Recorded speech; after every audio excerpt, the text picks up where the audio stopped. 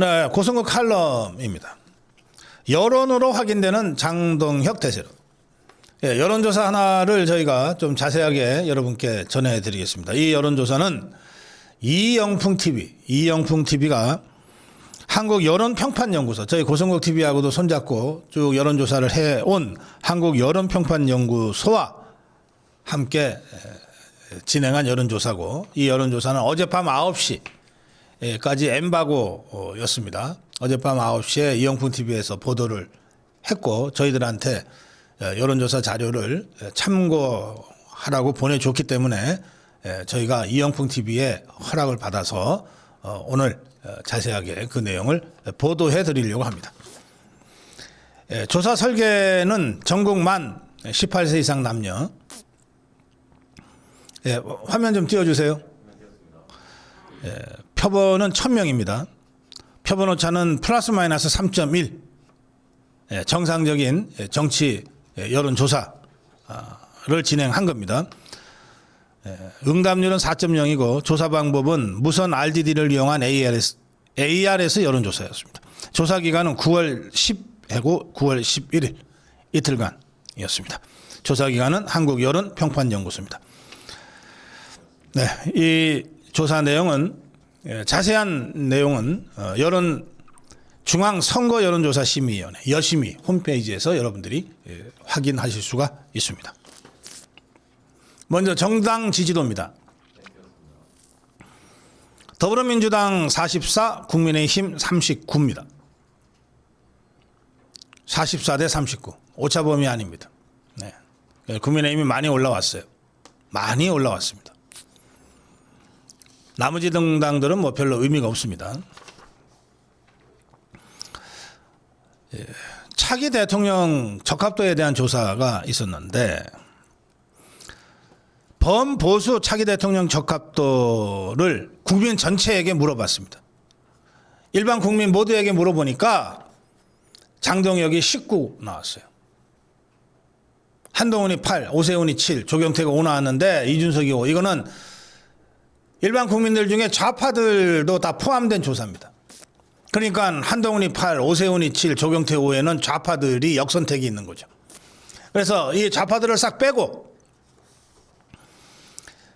국민의힘과 개혁신당, 이준석의 개혁신당 요 지지층만을 대상으로 다시 조사를 했어요. 했더니 상대적으로 이제 보수 자유파 성향의 국민들로 좁혀서 조사를 한 것 아닙니까? 이러니까 장동혁이 41, 한동훈이 14, 오세훈이 12, 이준석이 8 이렇게 나왔습니다. 차이가 확 나버리죠. 국민 전체를 향해서 물을 때는 장동혁이 19고 한동훈이 8이니까 뭐 2배 약간 더 나는데, 이렇게 보수층으로 좁혀서 물어보니까 거의 그러니까 3배 이상 차이가 확 나버리잖아요. 네. 또 좌파 쪽을 물어봤어요. 국민 전체를 대상으로 좌파 쪽을 물어보니까 조국이가 12, 정청래가 11, 김민석이 11 나왔는데, 이걸 좌파들 더불어민주당과 조혁당만을 대상으로 다시 좁혀서 물어보니까 조국이가 22, 정청래가 22, 김민석이 19. 여기는 비슷비슷하게 나왔어요. 국민 전체를 물어보거나 좌파들을 모아서 물어보거나 비슷비슷하게 나왔는데, 이건 왜 그러냐? 우리 자유파는 저것들에 대해서 관심이 없다는 거예요. 대답을 안 해버린다는 겁니다. 그러니까 먼저 표를 한번 봐주세요. 좌파 중에 차기 대통령 적합도 조국 12, 정청래, 김민석이 11 나온 거, 그 표 다시 띄워주세요. 여기 보면 쭉 나가서 맨 마지막에 없다 있죠. 없다가 31이에요. 그러니까 저 자유파 국민들은 저것들이 무슨 대통령을 해. 없다. 이렇게 답변을 다 해버린 거예요. 그래서 일반 국민을 상대로 하거나 좌파 것들을 상대로 할 때 큰 차이가 안 나는 겁니다. 다 고만고만해. 조국이, 정청래, 김민석이 다 고만고만해요. 네.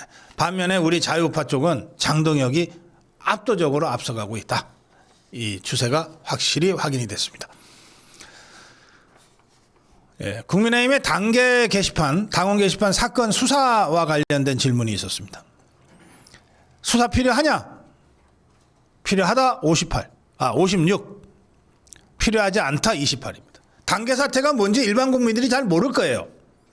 잘 모르는 분들 빼놓고 한동훈이의 단계 사태 수사 필요하냐? 56. 필요하지 않다 28. 2배 이상 수사해야 된다고 지금 답변하고 있습니다.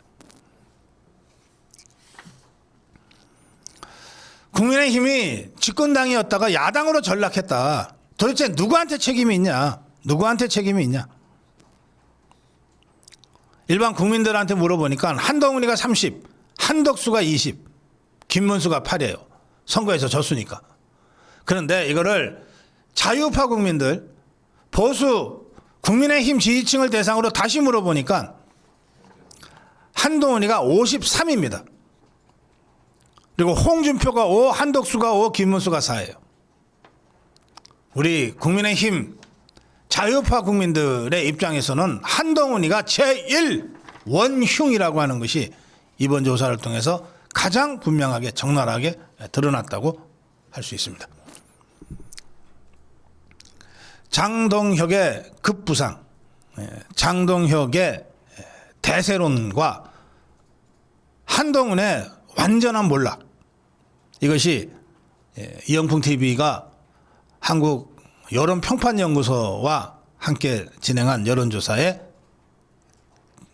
핵심이라고 정리해서 말씀드릴 수 있겠습니다. 자세한 내용을 보고 싶으신 분들은 이영풍TV를 보시거나 아니면 여심이 선관위 산하의 중앙여론조사심의위원회 홈페이지로 들어가시면 자세한 내용을 여러분들이 직접 확인하실 수가 있습니다. 네, 고성국 칼럼이었습니다. 네, 고성국 칼럼입니다. 좌익극단주의와 싸울 것이다. 좌익극단주의를 줄여서 극좌라고 하죠. 네, 극좌와 싸울 것이다. 이 찰리 커크의 암살 사건으로 전 세계의 이 자유파 시민들이 국제연대를 이루어가는 모습이 굉장히 인상적입니다. 영국에서는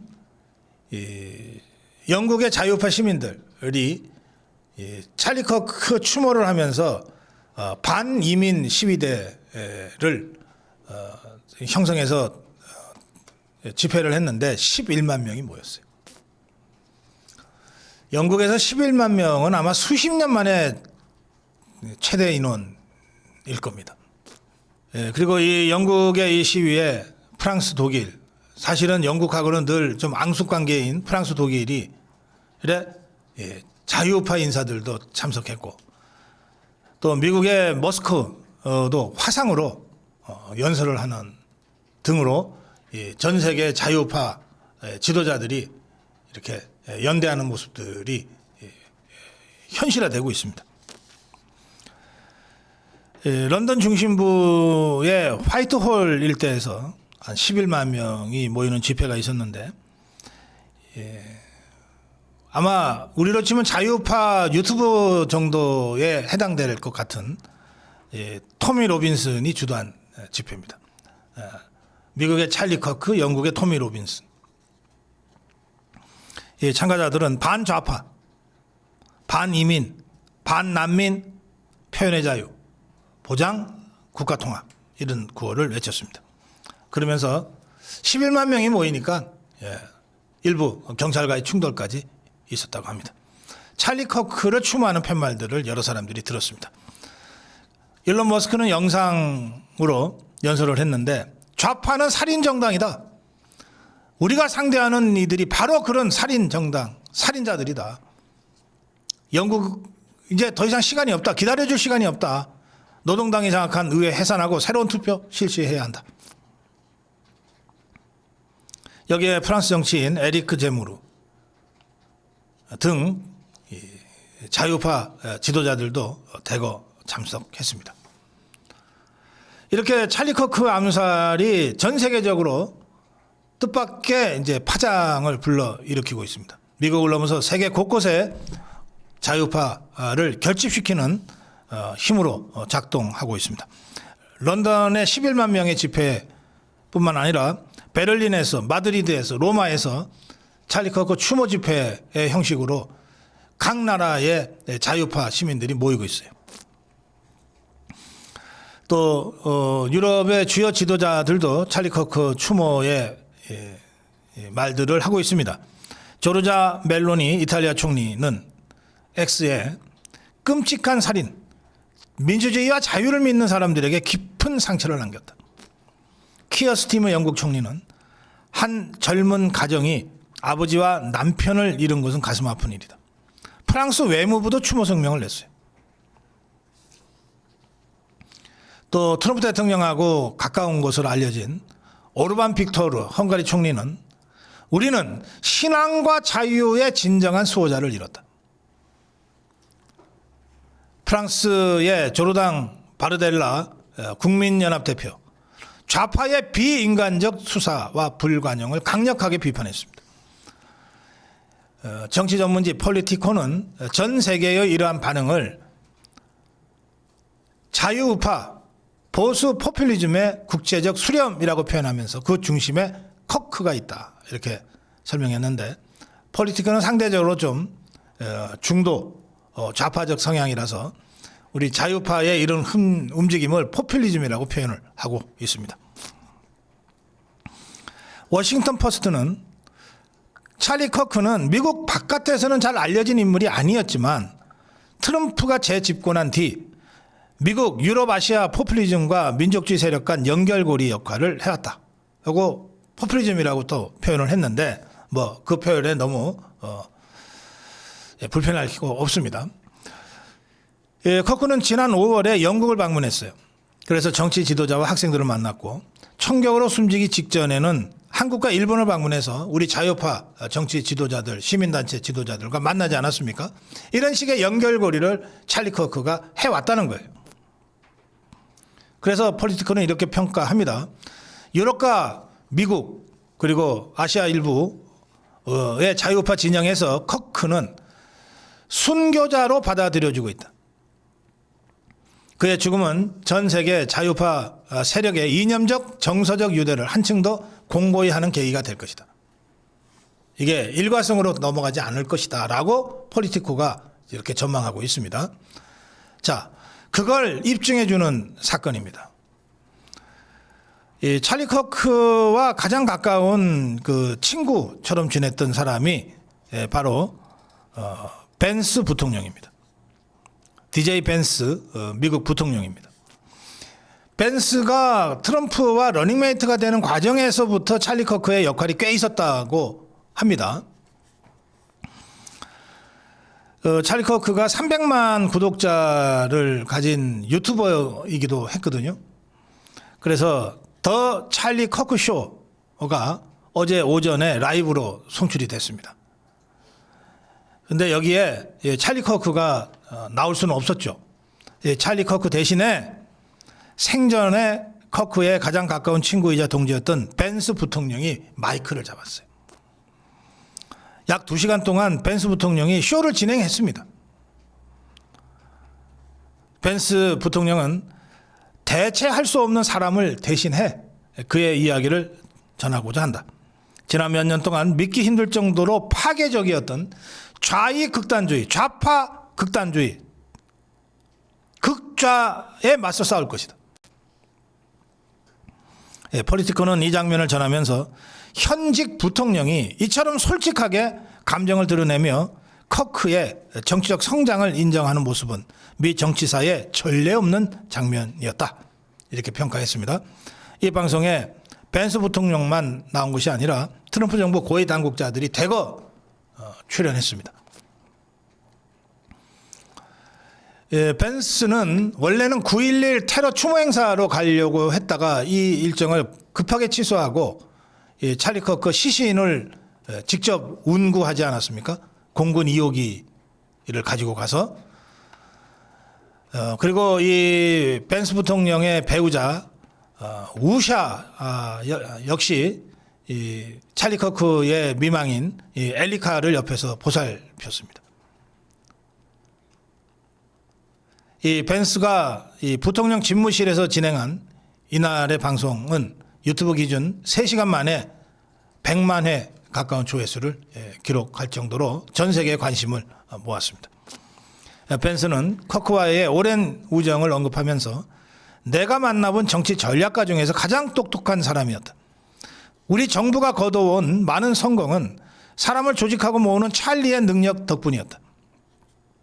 2024년 대선에서 승리하도록 도운 것도 또 승리한 후에 정부 전체의 인사 구성도 찰리 커크가 도왔다. 이렇게 얘기를 했어요. 우리 모두는 찰리에게 빚을 졌다. 그는 조국을 위해 기꺼이 헌신한 전사였다. 미국을 사랑했고 조국을 더 나은 곳으로 만들기 위해 끊임없이 헌신했다. 이러면서 진행한 이 2시간 방송에서 로버트 F. 케네디 주니어, 보건복지부 장관입니다. 로버트 F. 케네디 주니어. 마하를 주도하죠. 이 보건복지부 장관, 그리고 수지 와일스 백악관 비서실장, 캐롤라인 레빗 백악관 대변인, 그리고 터크 칼슨 같은 보수 농객들이 총출동했어요. 케네디 주니어는 찰리 커크를 영혼의 소울메이트라고 표현했습니다. 스티븐 밀러 백악관 부비서실장은 이번 사건이 NGO에 의해 조직화된 국내 테러 운동 중의 하나다. 우리는 법무부, 국토안보부 모든 부처의 모든 자원을 동원해 관련 네트워크, 관련 좌파 네트워크를 식별하고 해체하고 파괴하고 우리 국민을 위해 미국을 다시 안전하게 만들 것이다. 루비오 국무장관도 폭스뉴스와의 인터뷰에서 이렇게 주장했습니다. 커크 암살을 축하하는 외국인들의 비자를 거부하고 취소하겠다. 미국에 와서 정치적 인물의 살해, 처형, 암살을 축하하는 일을 하려는 사람들에게 우리가 비자를 줄 이유가 없다. 그들이 이미 미국에 와 있다면 그 비자를 취소하겠다. 왜? 우리나라의 부정적이고 파괴적인 행동에 가담할 사람들을 데려오기를 우리가 원해야 되는가. 아주 강력하게 입국 거부와 추방을 얘기했습니다. 찰리 커크 추모는 전 세계적으로 계속 될 것이고요. 그리고 특히 미국에서는 이게 그냥 추모가 아니라 구체적인 극좌파 척결의 사건적 계기가 될 것입니다. 또 행동은 반미로 하면서 어떻게든 지 자식이나 지는 미국에 가서 뭘 좀 해보려고 하는 이 위선적인 자들에 대한 미국 입국이 아주 엄격하게 걸러지는 계기가 될 것입니다. 미국도 전 세계도 좌익극단주의, 극자와 투쟁하는 시대로 접어들고 있습니다. 고성국 칼럼이었습니다. 네, 고성국 칼럼입니다. 장동혁 본격적 장애 투쟁을 이번 주말에 시작합니다. 장동혁의 세계일보 칼럼, 세계일보 인터뷰를 보면 여러분들이 조금 이게 뭐지 하는 대목이 있을 수 있습니다. 그런데 이 부분 여러분들 오해가 없으시기를 바라는 마음으로 제가 먼저 해설해 드립니다. 장동혁은 이렇게 얘기했습니다. 강도 높은 대여 투쟁을 하겠다. 그런데 국민이 공감하지 않는 방식으로는 싸우지 않겠다. 자, 대중 투쟁을 하려면 그 대중이 공감하는 방식으로 싸워야 됩니다. 그러니까 장동혁의 이 발언은 국민이 공감하는 방식으로 더 많은 국민 대중과 함께 싸우겠다는 뜻이다. 그래서 이렇게 주장하죠. 국민을 설득할 수 있다면 어떤 방법이라도 동원하겠다. 그런데 설득 방법이 극우스러워서 국민이 설득이 안 된다면 그런 방식을 선택하지 않겠다. 여기서 극우스럽다고 하는 건 폭력을 동반한다는 뜻입니다. 지금 우리 자유파 국민들은 폭력을 하자고 하는 사람이 단 한 명도 없어요. 폭력을 동반한 집회와 시위와 행진을 한 적이 없어요. 따라서 장동혁 대표의 이 말은 이 극소수 과격한 사람들이 그런 주장을 하더라도 그 방식에 끌려가지는 않겠다. 더 많은 국민과 함께하는 대중투쟁을 통해서 강도 높은 대여 투쟁을 하겠다. 이재명 타도 투쟁을 하겠다. 이런 것을 강력하게 주장한 인터뷰라고 여러분들이 이해하시면 됩니다. 제가 이렇게 주장하는 이유는 그 다음에 나오는 장동혁의 주장 때문입니다. 장동혁은 협치 안 될 거다라고 딱 단언하고 있습니다. 민주당 협치할 마음이 1도 없다. 협치가 안 되는데 우리가 저쪽 것들 쳐다보고 계속 갈 수는 없지 않냐. 우리는 강력한 장애투쟁으로 가겠다. 그럼 언제쯤 협치가 가능할까? 우리가 지지율이 저것들보다 올라갈 때, 이재명의 지지율이 40%대로 떨어질 때, 그래서 저것들이 더 이상 힘이 없어졌을 때, 그때나 비로소 대가리 숙이고 협치하자고 들어올 거다. 협치는 그때 가서 생각하면 된다. 당분간은 자유우파 기존 지지층과 함께 하는데 시간을 더 쓰겠다. 뭐 중도 하는데 지지층의 확고한 지지와 신뢰 없이 성급하게 중도로 나가는 것은 실패하는 길이다. 이 점을 분명히 했습니다. 선거를 치르려면 중도 표도 갖고는 와야죠. 그런데 그보다 중요한 것이 우리 자유우파 고정 지지층을 확실하게 묶는 거라고 하는 것이 장동혁의 핵심 전략이에요. 그렇게 먼저 자유우파 국민들 고정 지지층의 마음을 확실하게 묶고 나서 중도로 가든지 말든지 그 후에 생각할 일이다. 지금 이 상황에서 중도 가지고서 헷갈리게 하지 마라. 이 말입니다. 그리고 지방선거와 관련해서는 제가 지난번에 장동혁의 인터뷰를 분석하면서 9개 지역에서의 승리를 장동혁이 목표로 하고 있다고 제가 해설을 해드렸는데 그 얘기를 다시 한번 합니다. 어떻게 지금 하고 있냐? 지난번 인터뷰와 어제 인터뷰를 종합해서 보면 이렇습니다. 장동혁은 내년 지방선거에 영남권 5개 지역은 무조건 우리가 이겨야 된다고 생각하는 거예요. 대구, 경북, 부산, 경남, 울산 5개. 여기에 충청권이 4개인데 충청남도, 충청북도, 대전, 세종인데 이 중에 50대 50으로 보는 거예요. 장동혁가. 그러면 넷 중에 둘은 우리가 이겨야 한다고 주장하는 거죠. 그러면 영남권 5개에다가 충청권 2개가 되는 거죠. 여기에 강원도 이겨야 된다고 주장하는 적이 있습니다. 그럼 8개죠. 여기에 서울을 이겨야 된다 그랬어요. 서울. 그러면 9개 아닙니까?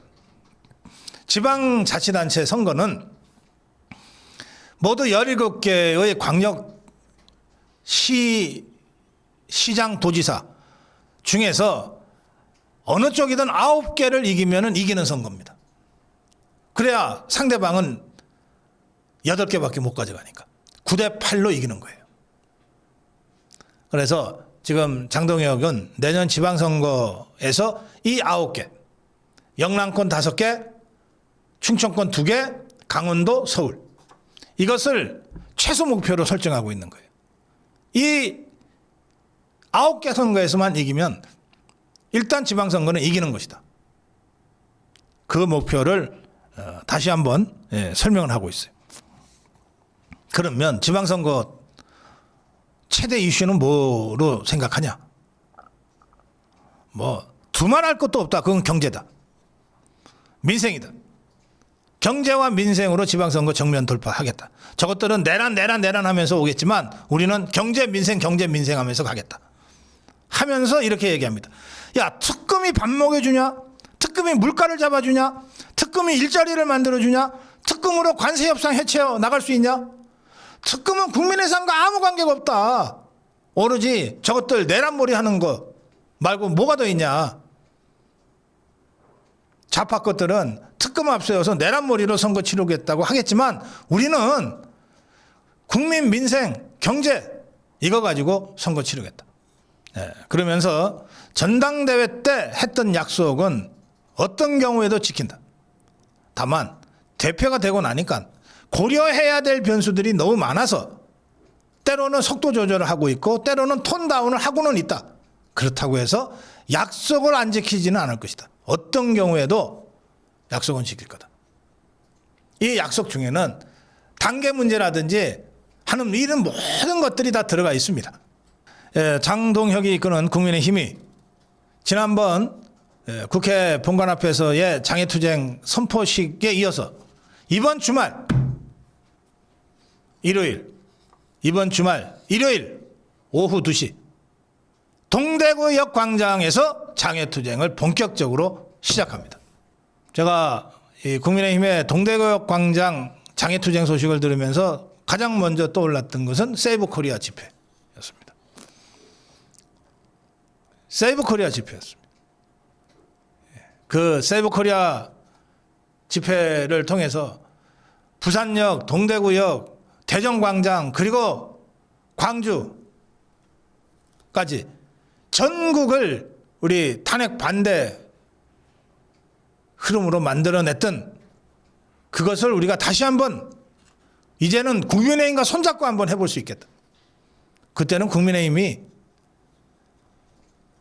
일부 정치인들만 결합을 했지만 이제는 국민의힘이 주체가 돼서 전국을 독재, 타도, 헌법 수호의 흐름으로 만들어갈 수 있겠다. 그렇게 생각합니다. 국민의힘은 이번 주 일요일 9월 21일 오후 2시 동대구역 광장에서 5,000명 규모의 집회를 한다고 신고를 했습니다. 집회의 명칭은 이재명 정부의 야당 말살 규탄 집회입니다. 이재명 독재 타도 투쟁입니다. 이번 주 일요일 대구 동대구역 광장에서의 장애투쟁을 본격적으로 시작으로 해서 다음 주에는 서울 지역에서의 장애투쟁도 검토 중이라고 합니다. 국민의힘이 공식적으로 알린 집회 소식입니다. 독재 권력의 오만함과 헌정유린, 민주주의 파괴 음모를 우리 국민의힘은 결코 좌시하지 않을 것이다. 국민과 함께 법치주의와 사법부 독립을 반드시 지켜내기 위해 동대구역 야당 탄압 독재정치 국민규탄대회를 개최한다. 9월 21일 일요일 오후 2시로 되어 있습니다. 사실은 제가 그 9월 21일 일요일 오후 2시에 아주 공교로운 일인 건데요. 우연한 일치죠. 대구에서 젊은 청년들에 대한 특강이 한 달 반쯤 전에 요청이 와서 그 일정이 픽스가 되어 있는 상태였습니다. 그래서 안 그래도 저는 어차피 이번 주말에 대구로 내려가야 될 상황이었습니다. 그런데 마침 국민의힘에서 일요일 오후 2시에 동대구역에서의 이 집회를 한다고 하니 제 특강 시간하고 딱 2시로 겹치기 때문에 저희가 지금 고성범 본부장이 급하게 그쪽 청년단체랑 일정 조율을 지금 다시 조정을 하고 있습니다.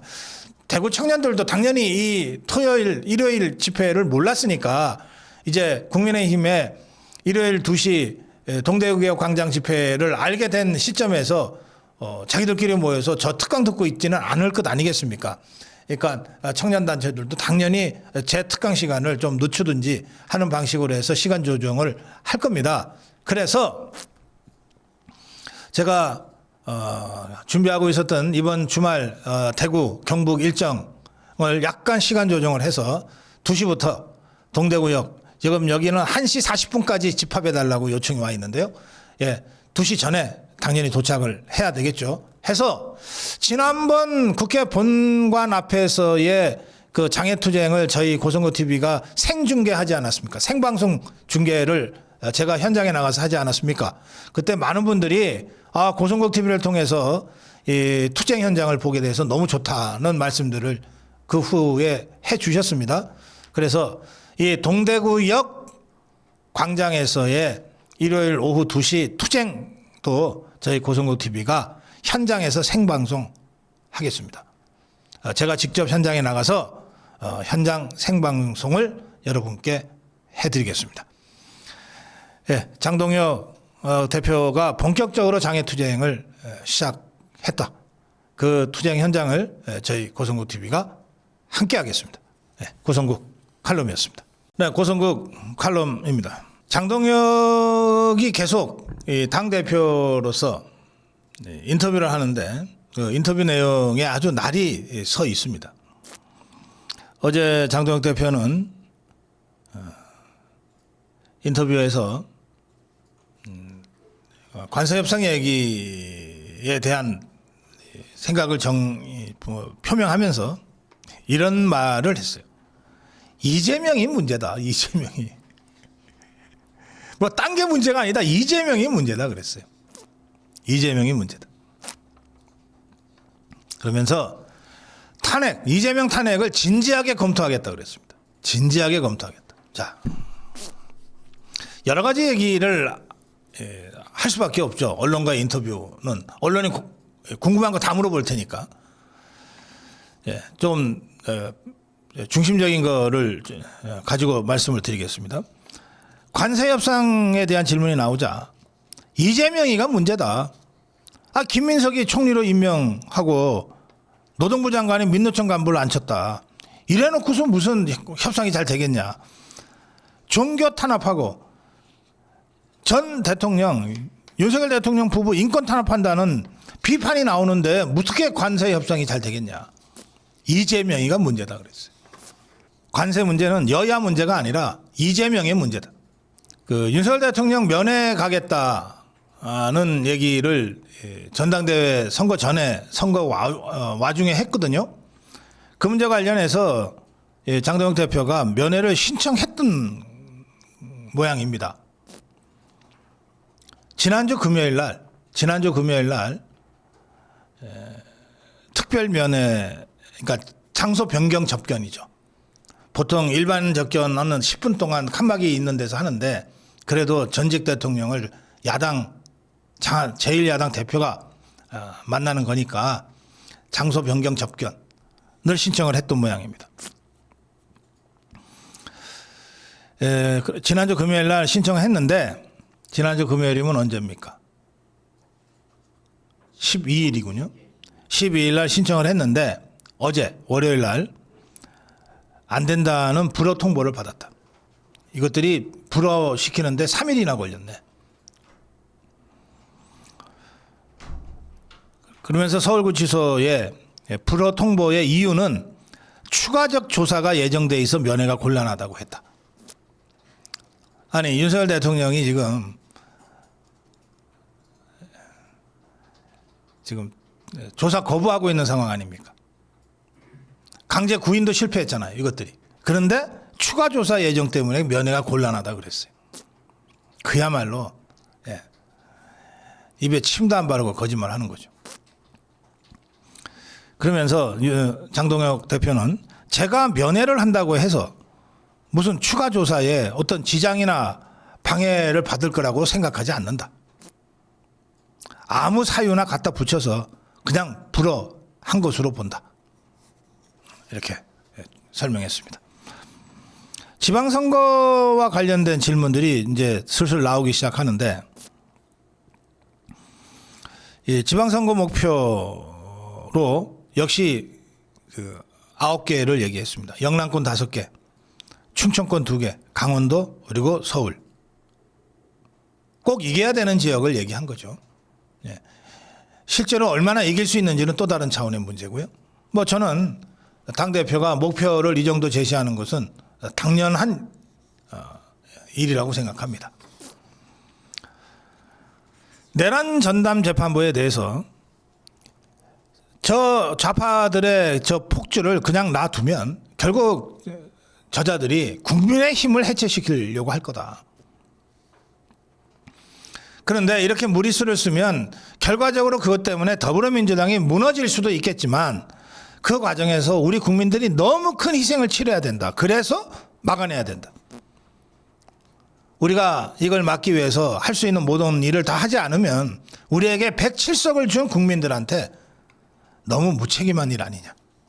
그러면서 내란 특별재판부가 왜 위헌이냐고 하는 이재명의 발언이 있었잖아요.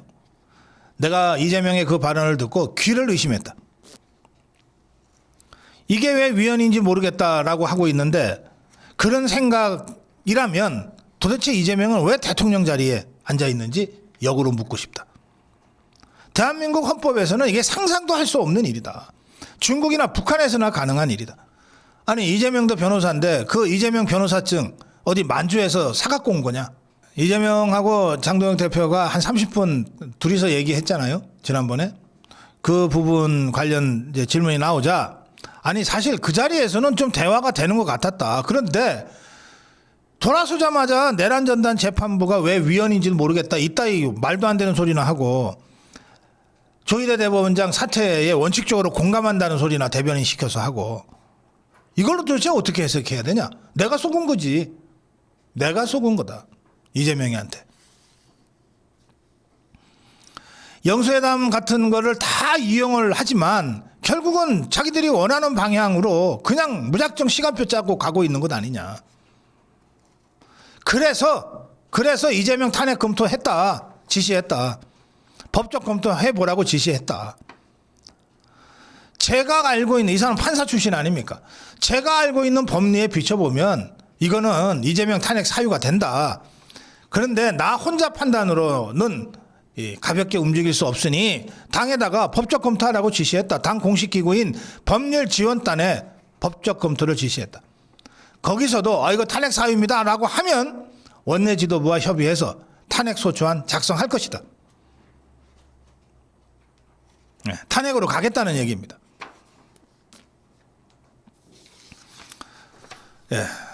장동혁 대표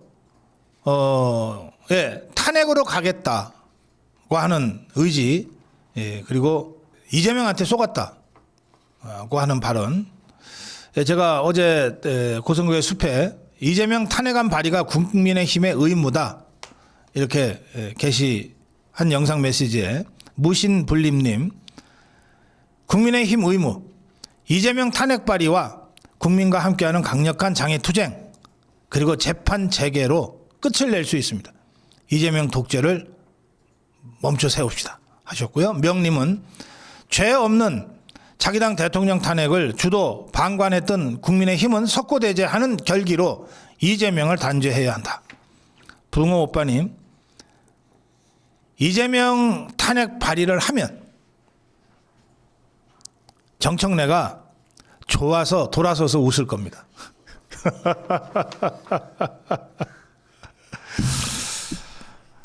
네, 고성국 칼럼이었습니다. 네, 고성국 칼럼입니다. 이재명 정권을 반드시 끌어내릴 것이다. 장동혁 대표 선언입니다. 김건희 특검이 국민의힘 DB를 압수수색했습니다. 그리고 통일교인으로 추정되는 당원 11만 명의 명단을 확인을 했어요. 근데 실제로 통일교인 중에 몇 명이 국민의힘 당원으로 있는지는 아무도 모릅니다. 아직까지는. 특검은 국민의힘 중앙당사를 직접 압수수색한 것이 아니라 그건 여러 번 시도했다가 실패했으니까 국민의힘 중앙당사 인근에 있는 당원 명부 DB관리업체에 대한 압수수색을 집행했어요. 이게 민간업체니까 특검의 압수수색을 막아내지 못했던 것 같아요. 그래서 오후 10시 5분부터 4시간 30분가량 진행이 됐습니다. 이 특검은 통일교를 압수수색을 이미 했습니다. 거기서 통일교 교인 명부가 120만 명이 확보가 됐답니다. 통일교가 120만 명이나 되네. 그리고 이 국민의힘이 500만 명 상당의 이제 당원 명부가 있는데 이걸 비교 대조를 했다는 거예요. 그래서 한 11만여 명의 명단을 추출한 것으로 알려졌는데 뭐 실제로 11만 명의 당원인지 또 그중에 투표권이 있는 사람이 중요하잖아요. 왜냐하면 이게 뭐 권성동이가 전당대회에 나올 때 권성동이를 대표로 만들기 위해서 통일교가 집중적으로 입당을 했다. 이 의혹이거든요. 그러면 책임당원이 돼야 별로서 투표권이 있는 거니까 그럼 도대체 통일교인 중에 투표권이 있는 책임당원은 몇 명이나 되냐? 이거는 아직 아무도 모릅니다. 이런 식으로 그 당에 대한 공격, 이게 DB업체이긴 하지만 결국 국민의힘의 당원 명부에 대한 압수수색 연장선에 있는 공격 아닙니까? 이에 대해서 장동혁 대표는 국민과 함께 이 무도한 이재명 정권을 반드시 끌어내리겠다고 선언했습니다. 국민의힘의 심장을 도려내려는 무도한 시도는 반드시 심판받을 것이다. 국민의힘이 당사를 지키면서 당원 명부 사수를 하자 이제는 당원 명부를 관리하는 민간업체를 빈집털이 하듯이 쳐들어와서 당원 명부를 탈취했다고 한다. 범죄 사실과 관련이 없는 당원 명부 전체, 당원들의 모든 정보를 탈취하겠다고 한다. 이 이재명 정권 무슨 짓을 하려고 하는가? 특검이 어떻게 이재명 정권의 야당 탄압에 부화 내동하는지 국민들이 다 지켜보고 있다. 이번 주는 야당 탄압의 슈퍼 위크 같다. 내란 특별재판부를 설치하는 법안을 밀어붙이고 조희대 대법원장 사퇴로 협박하고 패스트트랙 재판으로 야당을 말살하려 하고 있다. 정치 특검과 법원이 합작해 국민의힘 의원을 구속하고 장기 독재를 꿈꾸는 개엄몰이를 하더니 이제는 급기야 국민의힘 당사와 당원 명부를 관리하는 민간업체까지 다시 쳐들어와 당원 명부를 탈취하고 국민의힘의 심장을 도려내겠다고 하고 있다. 이 무도한 이재명 정권 반드시 끌어내리겠다. 이재명 정권을 끌어내리기 위한 첫 번째 장애 투쟁이 내일 모레 일요일 오후 2시 동대구역 광장에서 있습니다. 예, 저희 고성호 TV도 이 동대구역 광장으로 가서 현장 생중계하겠습니다. 제가 어제 고성호의 숲에는 대구를 찢자라는 게시글 영상 메시지를 올렸습니다. 이 대구를 찢자라고 하는 영상 메시지에 많은 분들이 함께 호응하시면서 댓글을 주셨는데 그중에 LGC님은 대구를 찢으러 우리는 10명이 기차 예매했습니다. 애국 국민 여러분, 뭉치면 살고 흩어지면 죽습니다. 우리 함께 뭉쳐서 대한민국 살립시다 하셨고요. 대한민국 반딧불님, 가자 동대구역으로 뻔때를 보여주자. 프리지아님, 이재명 재판 재개, 이재명 탄핵을 외치러 동대구로 갑니다. 이렇게 댓글 주셨습니다. 네, 고성국 칼럼이었습니다. 네, 고성국 칼럼입니다. 통일교가 당원이면 정당 해산? 지금 이것들이 이렇게 몰아가고 있습니다. 예, 그러면 진짜 나만 할 정당이 있냐? 너네는 그러면 안전하냐? 예, 장동혁 대표는 특검의 압수수색이 영장 내용과 다르게 진행이 돼서 불법적으로 이루어졌다. 그래서 김건희 특검을 고발하겠다고 입장을 밝혔습니다. 어제 압수수색 영장 집행이 영장의 기재 내용과 달라 위법하다고 확신한다. 이렇게 무분별하게 영장 발부를 남발하는 법원에 대해서도 어떤 법적 조치가 있어야 되는 것 아니냐는 문제의식이 있다. 고민해 보겠다. 어제 특검이 압수수색을 했지만 특검이 자신들이 원했던 주민등록번호나 계좌번호 같은 핵심 정보는 가져가지 못했다. 범죄 사실에 기재된 정당법 위반 관련해서 어떤 유의미한 자료도 가져가지 못했다. 그러면서 엉뚱한 짓을 했다. 그래서 특검을 고발하겠다. 또 송원석 원내대표가 이렇게 얘기합니다. 대한민국 국민이 5천만 명이다. 그리고 우리 당원 명부에 들어와 있는 숫자가 한 500만 명 가까이 된다. 그러면 대한민국 국민 5천만 명의 10분의 1이 국민의힘 당원 명부에 들어와 있다는 뜻이다. 자, 그러면 지금 특검이 통일교 교인이 120만 명이라고 명단을 갖고 있다 그러는데 그러면 상식적으로 그 통일교 교인도 대한민국 국민이니까 그중에 10%가 국민의힘 당원인 것이 자연스러운 것 아니냐. 12만 명 정도가 국민의힘 당원이어야 자연스러운 거다 그러면. 그런데 뭐 11만 명 정도가 뭐 겹친다고 그러는데 그건 너무나 자연스러운 것 아니냐. 중요한 것은 영장에 기재되어 있는 특정 기관의 특정 행위와 관련된 부분은 그 연관성이 극히 미미하다고 하는 것이다. 이렇게 설명했습니다. 뭐 국민의힘 당원 500만 명의 당원 명부에 통일교가 없으면 이상하죠. 기독교가 없으면 이상하고 불교가 없으면 이상하듯이 통일교도 없으면 이상하죠. 그런데 그것만으로 국민의힘이 범죄정당이 됩니까? 그것만으로 국민의힘이 위헌정당이 됩니까? 그렇게 따지면 더불어민주당은 거기는 기독교인 없어요? 거긴 불교도 없어요? 거긴 통일교 없을까요? 거긴 신천지 없을까요? 기다렸다는 듯이 저 종북주사파 저것들이 국민의힘 정당 해산 얘기를 들고 나왔습니다. 사실이라면 헌법의 정교 분리 원칙을 위배한 것이니까 위헌정당 국민의힘은 해산돼야 한다, 이런 주장입니다.